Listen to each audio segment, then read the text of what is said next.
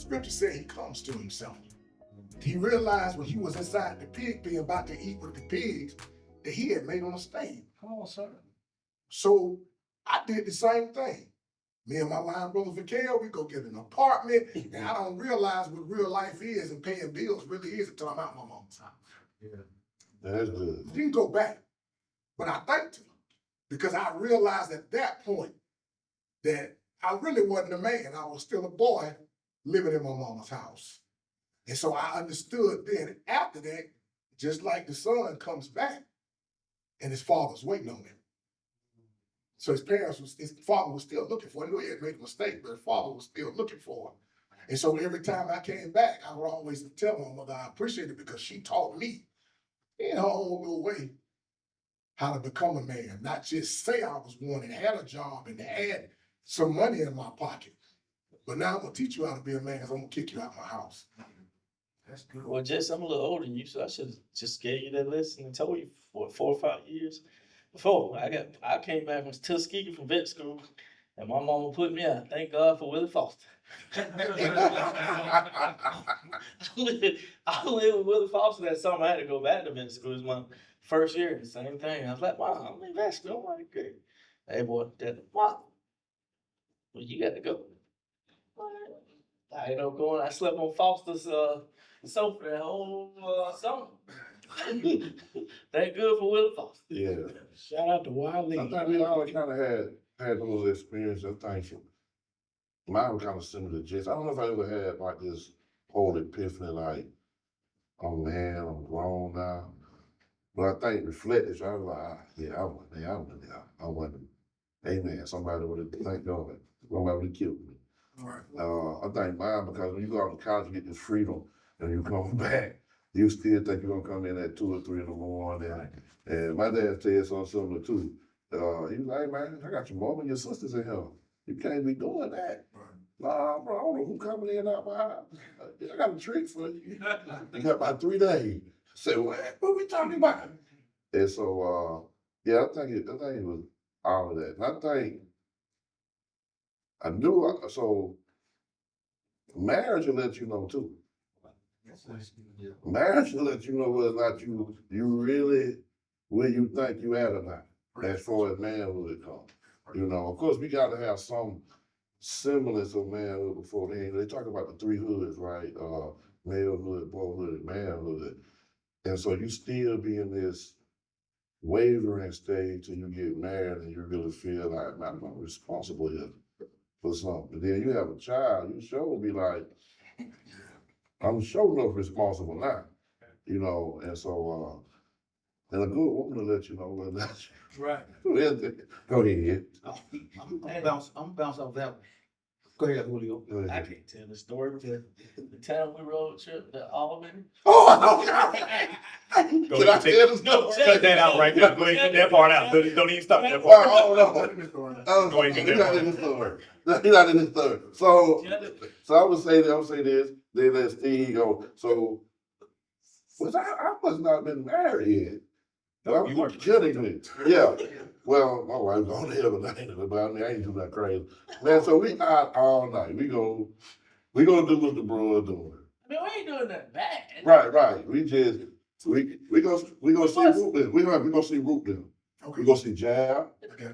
and Root. Yeah, old one. Shout out to old one. So man, we are literally riding, and so if you don't know how to get out of Albany, Well, no, it was supposed we would start out of Georgia Southwest. That's what we. That's what I'm saying. That's why we see Jab now. Yeah, we're in the Americans first. Right. We went to Americas. So we go to Fort Valley to pick him up. We get to Americas. We stayed out all night, most of the night. Then we hear, who at the club? Dolphin. We go down. Right. So we go down. We hang with the bros, this and that, little bro stuff. Then it's like, I don't know what time. Bosque. Oh yeah, Bosque. Yeah. Like, come see him. Yeah, come see him. So we go down there, I don't know what time of the morning it is. So when we leave, we ride around, and I think Lat had to end up getting Sherrod out the driver's seat. So by the time we get him home, like the sun coming up. It's 6, 7 o'clock in the morning. Right. So but when we get out, I mean, really tried. You got to think, we thought we left early enough time, but we arrived. Here I come, so I'm gonna get to the point. So when we get there, he just said, you know what, I ain't gonna go in the house. I'm just gonna get in the lawnmower and act like he said, I'm just gonna jump on the lawnmower and act like I just got to cut the grass. I said, what? He said, I ain't even going in the house. He said, I promise you, I'm gonna go right up on the big road, jump on the lawnmower. They talking about, what you mean? I got up early to cut the grass. Bro, we were literally gone that long, man. And so I said, so that's one of the stories. I'm not telling it good enough, and you had to really just see. Literally, man, when we pulled up tonight, he said, man, I'm just gonna jump on the lawnmower. So At the end of the I don't day, even want to hear that about the same fight you gonna have coming in at 2 o'clock in the morning is gonna be the same fight you having at 6 o'clock in the morning. So you might as well go on and enjoy it. I'm not endorsing it. I'm just saying. I just want to put that out there. Yeah, that was funny. Yeah. Well, go ahead, Steve. Man, go ahead. Miss Melvin road trips. I was gonna say, another thing that we usually talk about, thinking about the age and the birthday, you talked about getting married, is finances. Ooh. That's a real deal. I'm the man. And I remember early on, I'm saying I'm the man, I want the responsibility. You need to, let's go back in and do this, and this is how we're gonna do it. And we go back in, and as a man, you're supposed to really, really set the example for your family. I saw my dad do it. I had plenty of conversations with Julio about it, but you need enough money in your savings account to hold up in case something happens. Right. I said I'm the man. I said I'm supposed to be doing it. I said I'm the provider. And then all of a sudden, the furlough hit us. Furlough hit in my household, both sides. And where was I realized at that moment, all the stuff I said I was supposed to be doing, said I was going to do, boy, I dropped the ball. And so now it's staring you dead in the face. And that was a big decision, because what happened is, because of not having enough in the savings account, it took years and years and years and years to recover.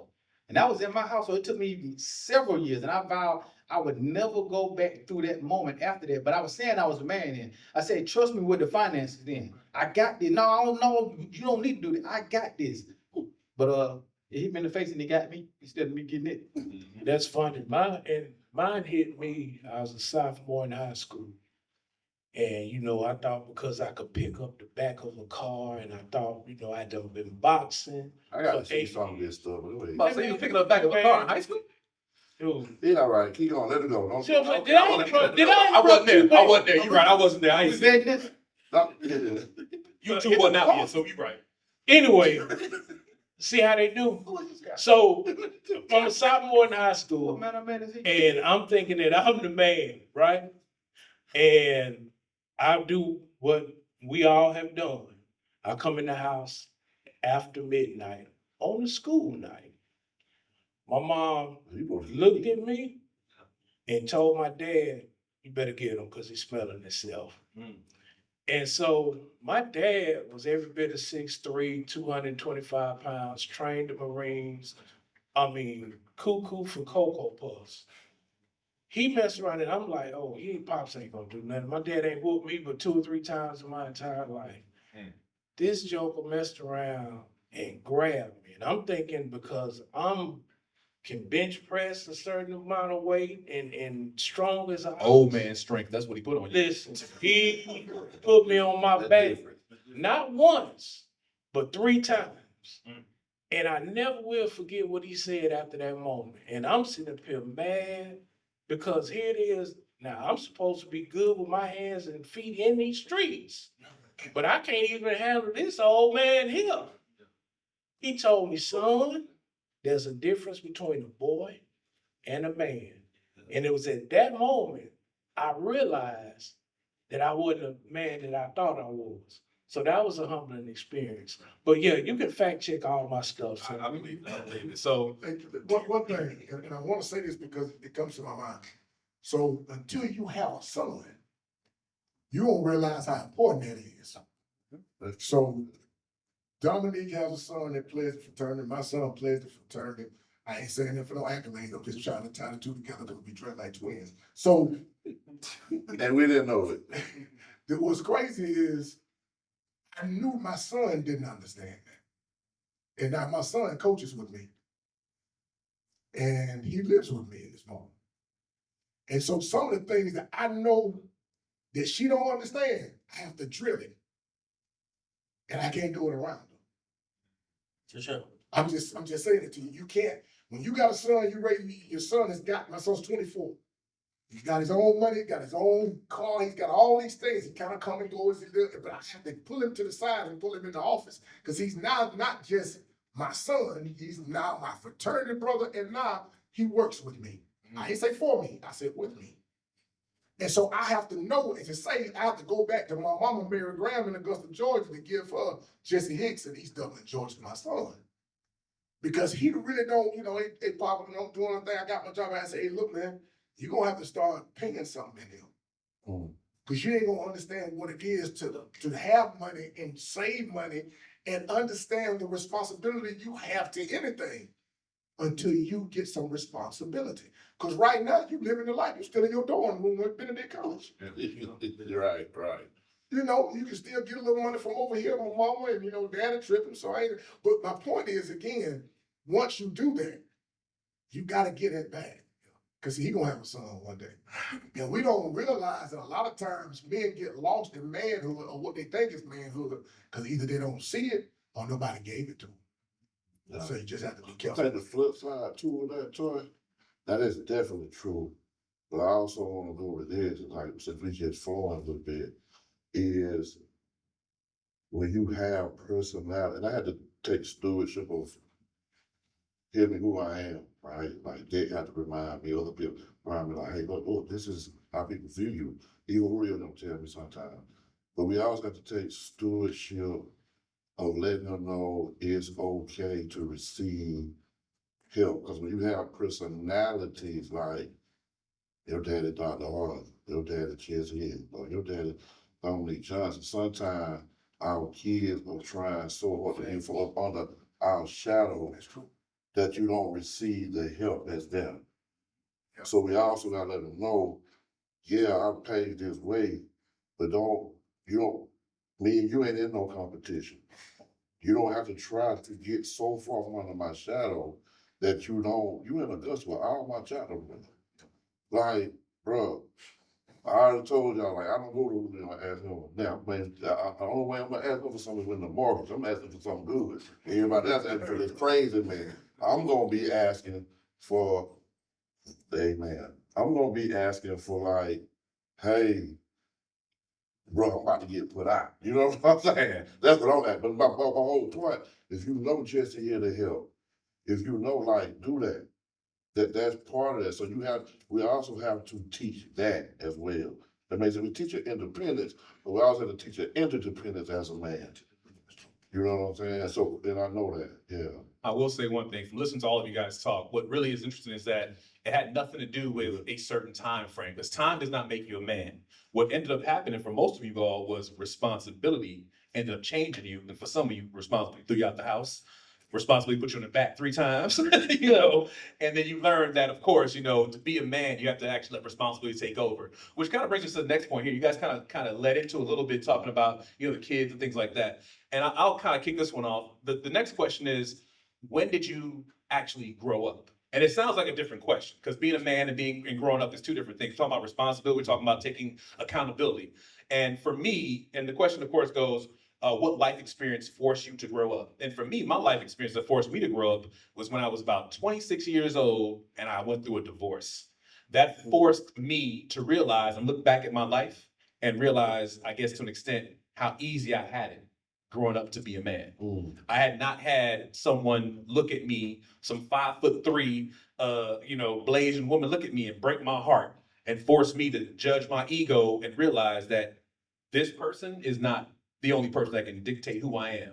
I had to grow up within myself and become who I am today. And when I say growing up, basically there's always a pivotal point in your life where you go, wait a minute, everything I've learned so far is good, but I need to learn a new track to be who I need to be. I can't follow what my coach had me do. I can't follow, in some cases, what my dad had me do. I can only now follow what's going to lead me in the right direction with the same guideline. Don't get me wrong, the guidelines work. So the question out to you guys is, what life experience forced you to grow up?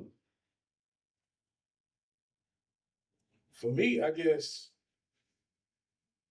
I had my epiphany later on in life because I went through a season where I had more than enough to not enough. Mm. And I was going through a season where everything that could go wrong, went wrong. Financially, emotionally, relationally, like stuff literally hit the fan. And that kind of forced me to where I lost my job, lost my girl, about lost my house, about lost everything. And I kind of had to, as Barack Obama says, I had to pull myself up out of bootstraps and really, really depend on God to make some stuff happen. What age was this, by the way? This was 47. Do y'all hear this? I was talking about 26. He's talking about 47. There is no, when you talk about growing up, it don't happen in the first early years of your life. It sometimes happens later on in life as men. You may grow up later. So I'm sorry. Continue Or we on. keep growing. And thank you. We all Keep growing. right? We all gonna constantly grow and evolve because it don't take one traumatic experience to change your entire life, change your trajectory, and it can make you or break you. So that's one thing about becoming a man is how you deal with conflict, how you deal with trauma, how you deal with something that happened to you that you least expected. Because when I was 47, 48 years old, I'm planning my retirement, but I wasn't planning on getting sick and catching COVID and having it turn into long COVID, not being able to work. My daughter's in college. I got grown folks bills, but I don't have enough money to cover bills. So it really grows you up real quick. And a lot of times you either gonna do one or two things. You either gonna freeze and you gonna fold. I chose to fight. Yes. And so that's, to me, how you handle conflict, how you deal with trauma, how you deal with problems and crazy situations really defines how and who you are as a man. I think it's learning grace too. So It's good. as you age, and probably really for me, I would say late 30s, early 40s is learning grace and taking an L when you don't have to. You know, a lot of times people don't realize that you can change their life either way. And it doesn't affect your life, but you choose to have grace and let them, because you can't, you know what I'm saying? Because you're in that point in your life. I think that's, for me, was the biggest thing, being able to give grace when I don't have to. Good. So wait a minute, where'd you learn to give grace? Like who gave you grace where you're like, okay, I need to pass this on to someone else? Where'd that come from? I think it's just the compassions and the things and the growth of me as a man in life. You know, being an entrepreneur is not always easy. You know, I mean, you know, I tease people. I don't know what it's like for somebody to pay me. I have to make a check every Friday, and sometimes I didn't get paid, but I made sure other people got paid. And those are the things people will never understand. Like little I hadn't received a paycheck except these corporations now that choose to use my brand, but I hadn't received a paycheck in 30 years. Every paycheck I made myself. Yeah. And so, and I'm not saying to brag, I'm saying because there were some years where I worried about a paycheck, right? But I mean, I had to make sure that the people who walked in my door and were my employees got paid. I had to make sure they had. Why are you looking at me like that, Steve? I think you need to break that down. I don't understand that. I don't understand what you're talking about right now. You can break that. Anybody else need to break that down? Yeah. So everybody, well, a lot of people get W-2s, right? Okay, I Right? understand that. You know how much you make I get when you that. start, typically, whether it's $5 an hour or 50,000 a year Yeah. or $20 an hour, right? I don't have that, right? I don't know. You know, I mean, what the business brings in determines what. He might want to say, I don't know what I'm paying. I didn't say that. He just I not. didn't say that. You didn't say it. You didn't say it. I'm sorry. Well, I'm simply saying, right? Sometimes it's just like I'm sure with Jesse, right? Some ball players are just better than others, but he may have a need at a position, right? Some people who come in That's in true. as employees, I may choose to overlook some because they were really good at something. But if you're an employee who is not so great, I choose to look at everything, right? So sometimes I give grace. You following me? I follow you, Yeah, good. Folly. Yeah. Right? I get, Because at the end of the day, I gotta pay this person Friday, right? I got you, yeah. You might have been 5 minutes late, but you come in at 5 minutes, you bullshit. But I don't know what you got going on. Or you may come early and you choose to sit down and not do anything. I still gotta pay both of you on Friday. Do I choose to pay you next Friday? Maybe, maybe not. Depends if I choose to give you grace. I'm simply saying that. No, I live it. I'm gonna tell you why I live Those it. are things I deal with every yes. No, I live it because we talking about this in school, not school. We talking about this in our Bible study, right? So we're still on the topic about knowing responsibilities and whatever the question was, right? Force you to grow up. Force you to grow up. But you're really talking about diversity of thought as a man, Right. right? So that's a diversity of thought that none of us necessarily have to like deal with. Like you said, like an entrepreneur mindset is different from somebody who got a W-2 mindset. That is the truth of the matter. That's just it's not who's better, it's just different. Yeah. And sometimes different ain't deficient. And so what force you to grow up is that at the end of the day, I'm deciphering out what you're saying is like, I'm an owner. Right. So that forced me to know that this person's life or livelihood is literally my decision. My decision. I can make sure you have a Christmas or don't have a Christmas. Absolutely. That's what I'm saying, right? Absolutely. I did disciple that. That is absolutely what you. No, I got It it. is on the top. absolutely. I got Yeah. you. I got you. Absolutely. Like literally when see, most people can't handle that pressure. Right. Most people can't handle the pressure of, hey, this is what it is. You know what I'm saying? But go ahead. No, but that's those are things that Yeah. but you learn to give grace, right? You learn to look at the whole big picture. Yeah, and it sounded like most of you all, from what you're saying, Leo, is that you learned, of course, by also teaching. Because you learn grace and you receive grace and you're also giving grace at the same point in time. So that's nothing that forced you to grow up. And like we said, you're always growing up. Anyone else want to speak on the topic? So Force you to grow up? when you talk about pivoting, 'cause Yeah. that's what that term is. When you talk about growing up. So sometimes your biggest pivots will happen in the most opportune times. So in 1999, I got married. I saw my first child born, and I had to turn the plug off on my grandma. Oh. Yes. So the biggest pivot, the first two were awesome. And if you ain't had any children, till you see your child born, you don't really understand womanhood. Let me say that to you. So me and my wife get married. My daughter's born, and everything's beautiful. I take my daughter to see my grandmother. And you know how my big mom. Yep. You know how grandparents are about great grandchildren and that kind of stuff. She's holding my grandmother's holding my daughter, and it's a beautiful moment. It's awesome, man. Just sitting there saying, "Boy, look at this. It's awesome." And then so my grandmother, I have a cousin that passes away, and we tell my grandmother we're at Hawkins, you don't need to go to his funeral. He died. He was a truck driver in a truck accident. So my grandmother goes to the funeral. My sister's wheeling her down. Right? She has a stroke right there in front of his casket. Right. All right? At the funeral. In front, right there, in front when they wheel her down to see his body. Yeah. And my mother and everybody told me, Mom, you don't need to go. You know, your heart weak, you don't need, I want to go see my, our grandparents. Right? So she goes into the hospital and she's on a ventilator for a couple of weeks. So I'm the only man on my mother's side of the family besides my grandfather. Right? My uncle, I had an uncle, but he had passed away. So I'm sitting in there and I'm sitting there with my family. You know how people do. We praise him. We say, God's going to work it out. We're doing what every believing family does. And he don't. Okay? So they come to me and they say, look, it's my mother and my aunts. They said, look, the doctor said they're going to take her off the ventilator. They want somebody from the family to be there.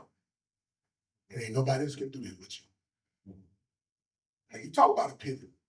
I see life, and I see life come in, and I see life leave. Quick. How old were you? I was 27. 27. Okay. Just wanted to make sure I keep that. I was 27 years old, and man, and so I go in the room. This is the beautiful thing about this. Is why you can't tell me nothing about God. So I'm in the nurse saying, listen, we're gonna take her off. But she can hear everything you're saying, she just can't respond. So I'm sitting there talking to my grandmother, man. And I'm saying all the stuff I always wanted to say to her because she said she can hear me. And the way she responds is she starts to cry. I knew she heard me. And after she passes, and that's something that to see the spirit of somebody leave is tough, especially somebody you love. But what gave me some kind of reassurance was that I was the last voice she heard. And so that's the biggest pivot in my life is to see life come in and see the most precious life that was a part of my life leave. And it made me understand that there is a dash in between the two. And I gotta live my life a certain way as a man because I wanna be able to live a life that somebody can be proud of, somebody can reflect on, like I did my grandmother, but also one that somebody can say something was given to me from that person. And that was tough for me for a long time until I was able to take it. I usually can't, at first I couldn't tell that story without weeping. But you talk about a huge pivot. Yeah. That's different. That's a turnaround for me. Hey, Toy, can I add this real quick? Go ahead. I think Steve brought up a good point too, like, he said you keep growing, right? So there are milestones, and as everybody talked, I'm glad I didn't go first. Cause I would have said 3 moments, but now that I thought about it, it might have been 5. 5 moments of responsibility. Number 1 was leaving my dad's house and going to college. Cause now you take everything that you quote unquote have supposedly learned and you go into a place now, you gotta stand on it, right? That's why everybody know I'm from East Macon. Cause now I'm down around all these people you represent, I represent, I'm playing ball with it. So at 18, that was okay, hey, you out here, you gotta, not necessarily, I'm gonna use the word represent, you gotta do that type of stuff. The other thing is definitely rededicate myself to Christ. And I realized the grace and the freedom that was in Christ, right? But then getting married, like I said before, if marriage don't make you think about some stuff, I don't know if you're doing it right, right? But married, then I have to go what Jason was saying is my kids being born, particularly Joshua, and looking at him, right? Then and kids on your baby girl now. Both my kids being born, so it's not only like teach somebody to be a man. I got to protect this woman, right? Then my granddad. Now it's like over Jason said. So really, like to see it. My granddad, and now it wasn't my granddad necessarily passing and me necessarily making a decision. It's the fact how everybody turned to me, and I now see. Oh, this is how they view me in the family. I'm the one who they came to like, hey, what you think we should do? This y'all daddy. You know what I'm saying? No, but they asking me. And then I would say my mom and my wife getting cancer 6 months apart. And then of course my wife passed and me raising my kids now. Those things are pivotal to my formation as a man. And I think that's when we miss the formation of it. Yeah, actually, and that's a good point too, because we're going that other direction because we're talking about experiences make you grow up. We're talking about responsibility, but we still haven't fully talked about exactly who taught you how to be a man. It sounds like it's a different question, but it really isn't, because we're learning that there's different things that we have guides as we go along in life as men. We know that growing up, you have to pay bills, get a car, find a beautiful woman. That's just the guidelines we were given as far as how social media and social tells us to do it. But there are actually different things that will force you to grow up, force you to have responsibility. And of course, this next question I'm gonna pass to JP and Steve about who taught you how to be a man. I'll start with JP first. Who taught you how to be a man? Again, it is a different thing. Responsibility is one part of it. Being forced to grow up, and they're all different parts of it. But there are things that we see in our life that teach us how to be a man. So to JP, first question to you, and then come back to Steve, is who taught you how to be a man? John C. Porter Sr. and my 8 uncles. I've had strong male influence in my life my entire life. By the way, was this after or before he put you on your back? Just want to Before and after. Before and okay, I just want to make sure we understood. Okay, go ahead. And I think I stated this before on the one of our episodes, my dad was a combination of Bill Cosby and James Evans. And, you know, gave you that tough love, but That's a then he would, you combination. know, he would discipline you, but then he would be there to kind of pick you up and give you the uplift. And so watching my dad work in the plant at General Motors and Inland Steel and watching him come, you know, home dirty and then seeing him making the transition to being a union guy, union rep and wearing a suit to work and then handling grievances for the people that worked in the plant. Then seeing him being the president of the NAACP and seeing him get Richard Hatcher elected in Gary.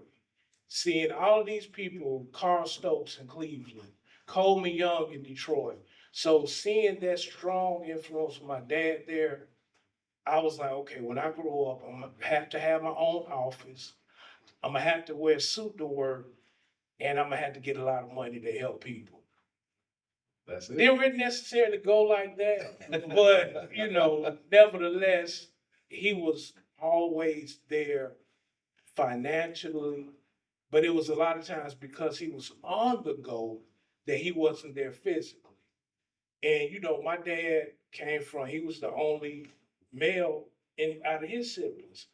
So a lot of times, you know, my dad, we didn't get to say I love you to each other until later on in life because he probably thought that's weak, man. Don't tell nobody so. But as he got older and as he kind of got softer, and it's crazy because I find myself the older I get, I act just like this dude. And so Try to say you get soft. I really have. My bad. See what I'm saying? And so I learned a lot from him, and I also learned a lot from my 8 uncles, especially my Uncle Kev, who just turned 83 and still is sharp as a tack, still is that dude. And so I've had uncles that worked in the plant. I've had uncles that were hustlers in the streets. So I've had a good even balance of what positive and in some cases negative influences in my family can be. I chose to dibble and dabble in both. Okay. And that all made me the person who I am now. And you did well. 2 out of 3 ain't bad. You said suits. You said make money, help people. You ain't wearing a suit today, so you're obviously making money helping people. So Right. that's good. That's all right. Steve, same question to you, please. Same question. Without a doubt, my father, Roosevelt Jones, he was the truth. When I say he laid the blueprint of what a man should be, he really did. Now, while I had the blueprint, I didn't always follow the blueprint. But what I will tell you though, as you know, we talk about learning and growth, because I had the blueprint to look at, and even though I was veering from it, it kept pulling me back to it. So if I never had that blueprint, the Steve Jones who they said I would have been, I really, really would have been that person. But it's because I get to keep coming back over, looking at the blueprint. I still don't get it. So when you ask the question about how do we grow, I keep trying to grow to get back to where the blueprint is, because I saw my dad was first of all, he was a God-fearing man. He believed in that wholeheartedly. He covered his family as a God-fearing man. He worked earnestly and hard in the school system, teaching. He was loyal, teaching in the same grade at the same school until he retired, for 30 years until he retired. But I really, really saw him. And so looking at the blueprint, I get off track. And then we talk about, you talk about the Holy Spirit, you talk about something that would just talk to you. I still knew, okay, this is how you're supposed to be doing it. This is where you are. You have to figure out what you need to do and what you've done wrong to go from where the blueprint is, the exemplar, to where you really, really are right now. What do you need to do? And that's a reflection where you have to look at yourself in the mirror and say, what am I doing to cause myself not to be here? But then the blueprint was that he wanted me to be better than what he was. I was supposed to be better. He gave me the blueprint to get to where he was, and he gave me the words of encouragement to move past him, but I was still over here. And so, and then I had all of that, and I still can lean on that with him, his brothers. And then the fact of the matter, he was so good that even the males on my mama's side still looked to my dad.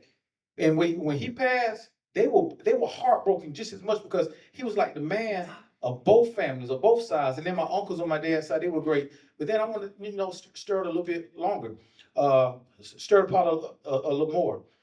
When he passed, it depends on who you deal with and who you hang around with. Because again, we're still growing. So being able to still talk to men like this are helping to shape who I am as a man. But it has to be the people who you are around the most. Either they go influence you to go back to the blueprint, they will influence me to go back to the blueprint my dad gave, or they will put me in a whole nother level. So I'm grateful for the real men that are in my lives, my bishop that's in my life, that's still here helping me to push me in that right direction. And I don't know if you guys are catching the theme, but again, this is why this podcast is here, Beyond the Cave. Because if you think about it, from our first question, we talk about age doesn't make you a man. It's all about experience, ongoing experience. The next question is about what forced you to grow up. And there are different experiences, different age limits, of course. And now we're talking about, of course, who taught you how to be a man. If you just heard what Steve said just now, well, actually, all of them said there are specific, I guess you want to call them guides, rules, an unwritten book that we all learn from other men. And when we do this learning from other men, we're trying to ourselves become this man, this thing that we're told we are, but we don't really fully understand what it is. We're trying to become this thing of being this person that we look at our dads that were, and other men that were. So we all learn differently how to become a man, and it's continuous learning. As they've said before, it's continuous learning. So I do have another question, of course. I'm gonna send this to Dominique and of course Jesse. We just heard, obviously, from Steve and JP about, who taught them how to be a man. And I definitely know there are people in your lives that taught you that too. But what I want to ask you, of course, is what did you have to unlearn from someone who taught you how to be a man? This goes to Steve and Jesse. What you have to unlearn? And be very specific on what you had to unlearn. And this is real key because when we were younger as men, young, like probably 12, 15 years old, being in the bathroom, locker room, talking about girls, you thought you was a man. And guess what you wasn't? You didn't know nothing. You was talking about what you do, nothing. You say you did something, you don't even know what you do. So, of course, I'm saying I had to unlearn to be a man by that way, like that's not being a man. So that's a very specific question. That's why I asked you two directly. Be very specific. What you have to unlearn. Either one of you go first. It's gonna be different. I'm letting Jesse go first. It's kind of easy for me because I learned how to be a man through my mother. Okay. Let me clean that up for you. So my mom and dad got divorced when I was 3. Okay? And so she got remarried to an awesome man. Ernest Graham raised me and my sister as though we were his blood children. Now listen, I don't know if you're coming from a bad stepdad situation. I don't even call him like I call him my dad. Man raised me. Taught me a whole bunch. But before she got remarried, my mother would say to me, she said, Jesse, I can raise you. I can nurture you. I can love you. But I can't teach you how to be a man. I got to put you around people, men that's going to stand in the gap for you. Didn't really understand that. But that's why my mother put me in sports. The whole reason that I coach is because of that. That's good. My mother's upset with me because I went to educate. My mother was a 34-year educator, English teacher. When I told my mother I was going to go in, my sister's an attorney in Augusta. She always wanted both of us to be attorneys. And y'all are smart kids and all of this stuff. Why you want to go into education? It was because of her example. How she treated children. Whenever me and my sister were going somewhere, before she got remarried, she always picked up one of the kids in her class. When we had clothes and stuff that we had outgrown, she was giving it to somebody. And so her telling me that she couldn't teach me how to be a man kind of taught me and made me understand how important the other men in my life were to me. That's good. My coach at Albany State, James Mike White, who is from Augusta, Georgia. My stepdad was awesome. But Coach White, you running a race and y'all seen the baton, right? The baton, you remember the baton? Somebody got to hand the baton to the next person. Mm-hmm. So my stepdad handed that baton to James Mike White. And so throughout my life, people were handing me a baton to the point where I was the baton holder now, and I had to do what? I had to pass it and give it to somebody else. And here's what I had to answer your question. What I had to relearn. What I had to relearn was everybody's hand don't sit the same when you pass the baton. It's true. Some people want to catch it like this. Some people want to get it behind them. Some people want to turn and see the baton. And what you learn as a man is that this ain't no cookie cutter approach. Because when you're young, you think it's a cookie cutter approach. Man, you go to work. Somebody told me one time, and I got to share this with you because it's on my spirit. Somebody told me, you're going to go to work. You're going to work for 30 years. They're going to hand you a plaque and say, thank you very much. And then you're going to go die. I said, wait a minute, something got to be better than this. Right. And seeing different men who passed the baton to me made me unlearn that ignorance. Yes. Because I'm telling you right now, I can retire in December. I'm going to retire. And Jesse Hicks is going to learn to enjoy Jesse Hicks. Jesse Hicks is going to learn how to enjoy his wife at a different level, who understood as a coach's wife, I was giving more time to other people's children than I were my own. And if God will bless me and let me do that, I'm going to unlearn that ignorance, that I ain't got to die up on a hill when I can live a life right now.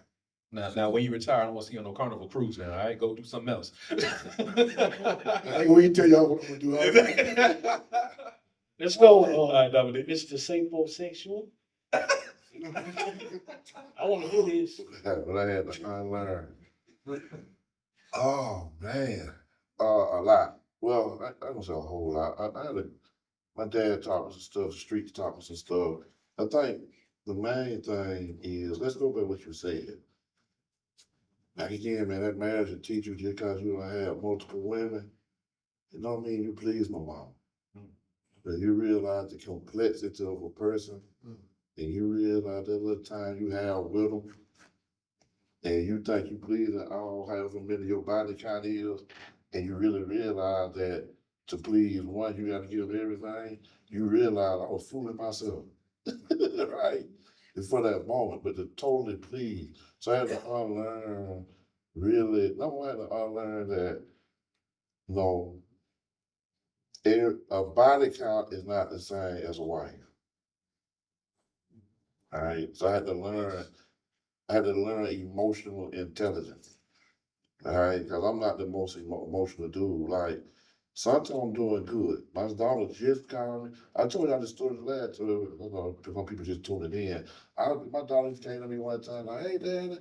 I said, okay, good, baby. At that time, she ain't alive. She like, she like, you don't want somebody bootleg, right? Yeah. So now I'm like, And so last night she made captain, right? So she called me on the phone. She's like, Dad, I made captain. I'm like, good. Like, that's good, baby. And I'm talking to myself, like, wait. But your voice, don't get a little bit more excited. She gonna call Jumbo. He gonna be happy. So I had to unlearn being emotionally guarded around people I trusted. That is a good one. JP, what I heard him say is he got softer too, just so you know. I did. I just want to make sure he said he got softer too. I want to make sure you heard that also. It took our time. Like, I know now you would have called us literally 30 years ago, probably none of us in here were probably on this stage. I know they do. Like, trust me, I know they do. None of them probably would cry in front of each other. But I bet right now, it didn't even matter, because when you mature, you unlearn and be like, hey, what you unlearn is that, or you learn it, or you heard too. Very good. Very good. That is true. We have all changed. Of course, another thing about manhood, you will change over years, because again, it's an ongoing, growing thing that we have to do. I got another question here for Julio. This is coming to you. It's coming to you for a specific reason, because of the fact that you are a business owner. You do have people that you have to lead, and have people that you have to basically steward the relationship with the right way. So this question is for you. Can a man lead others if he can't lead himself? Absolutely not. Okay. Expound. Easy question. Put Right? the mic a little bit. Oh, easy answer. You cannot. There's just so much responsibility with leading people, And I always go back to Jason, because I mean, for me, it's watching what he do with these boys. For me, is just fascinating. That's why I ask, right? But I get a eclectic group of people. I may have a person who is want to be me, who's 18. I may have somebody who's 35, don't have the mental capacity to be a veterinarian or to be one of my managers, but they work hard. At the end of the day, they want to feed their family. They want to buy a home. They want to buy a car. They want to move. And so many times I've watched them grow and buy houses and do different things and show them how to buy a house, right? Okay, this is how you do it. Okay, call this person. This is what you do it. So you gotta have it together. You know, have I always had it together? No. I mean, even when I wrote Bet on Yourself, one of the things was I wrote How to Become a Boss. I mean, I can remember being in surgery and something didn't go right, and I throw stuff across the room. Didn't know how to be a boss. They're watching, Yeah. right? Wait, They're watch as a watching. man. You're right. They watch. Like literally, I can honestly say I don't. You know what I'm saying? I just typically learn. I don't gossip with them. I don't get in this. If I see them talking, I make sure I make it a way where I move around because they're watching me, just like kids. So you gotta have it all together. I mean, I think last time I got 200 some employees in 5 states. Um, they look for me for guidance. So you gotta have it together. I mean, do I always have it together mentally? Absolutely not. But they think I do. That's, exactly. You look like you got it together. I That's all got that matters. because honestly, if the ship is sinking, right? If the ship is sinking, and I'm the captain, and I'm like, all right, you build this water, all right, you do this, right? But I'm like, oh Lord, I don't know what I'm gonna do, and I'm like, this everybody gonna panic. So I just know that you as an entrepreneur, you have to at least look like you got it. That's a good point. That's a good point. So we're coming to our last question here, and I want to kind of, I guess, give some context to this question. So there are different things that make you a man, obviously, right? And I know for myself, I've learned that to be a man, you have to basically master 5 different levels of yourself. You got to master who you are mentally, emotionally, spiritually, financially, and physically. Once you master that, then of course you can then start the process of understanding how to be a man. For you gentlemen on the stage here. Somebody's little jewel right now. Oh wow! I drop them every now and then. I just drop that one on the side. Y'all can pick that up when y'all want to. For the gentleman on the stage right here, and this is our last question. I want to make sure that we get it out as much as possible. What responsibility, and of course you all, it's going to go down the line here. What responsibility do older men, which I fall into that category now, kind of scary when I say that. What responsibility do older men have to younger men? So I'll start here with Steve and go down the line here. But what responsibility do older men have to younger men? I'm not talking about just your son or your child, or what responsibility as far as who you are, and to Julio's point a second ago, how you present yourself. What responsibility do we have? If you don't mind taking a couple seconds, we go down the line and just kind of give your own insight on that question, please. So I really thought about that question several questions ago.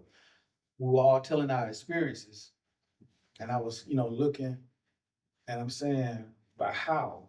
I still keep asking about how did we get to that point? Like all the different experiences that we talked about and how we grew, how did we still get there? And that is our responsibility to pull some younger cats together and to talk to them. Like we got to get outside of these 4 walls and we got to go back in and pull.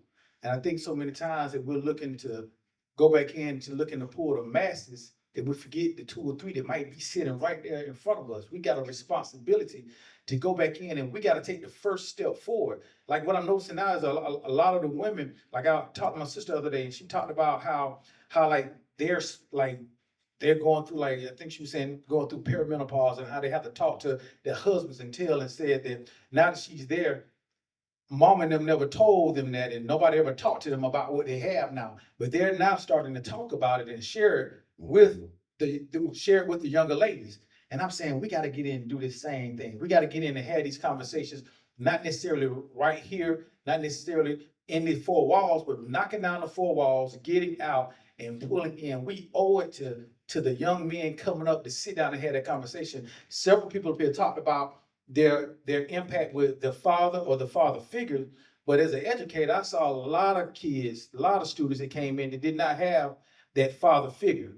And so when are we taking the time to, I just think it's our responsibility to get in, and even if it's just to reach each one reach one person. Yeah. And then the next person, we reach another 2 or another 3, but it's our responsibility to sit down and start throwing the seeds out, not to get scripturally, but one man planted, another man water, but God's gonna get an increase. But we got to take the first step. And when we throw it out of our mouths to the younger generation, we don't know if we plant the seed or we don't know if we watering, but we got to do it. We just gotta step out and we gotta do it and let God get the increase. Good point, good point. Nick, what you got? I think we have to be so authentic and good with ourselves that I can also teach you from my losses more than my wins. I gotta be able to say this where I made a mistake at. I know you see me where I'm at now, but let me tell you about the time I did throw something across the room. Let me tell you about some. I look decisive now, but let me tell you about how I had to overcome the trauma of being indecisive. So, and and then we have to keep in mind to be intentional about it. I know the audience can't see it, but like one of my deacons, we intentionally went and picked up one of our young men today. Yeah. That's intentionality. Like, even if they on their phone, this and that, you're gonna catch something. Yeah, that's true. That is You're very gonna true. see other young men, you're gonna see what men do. Yeah, that is So I very think true. we gotta be intentional, not just telling you about my wins, but you gotta wait till they mature enough now. I also gotta be able to tell you about my losses. Good, good. Jesse? So I want to go back to Luke again. Okay. So it's 3 parts to that parable. Nobody really talks about the lost coin, and nobody really talks about the lost sheep. So I don't know if y'all notice now, the sheep is the dumbest animal God ever created, right? And so there's a parable that said that he who knows not and knows he knows not and will not accept help, he is an idiot.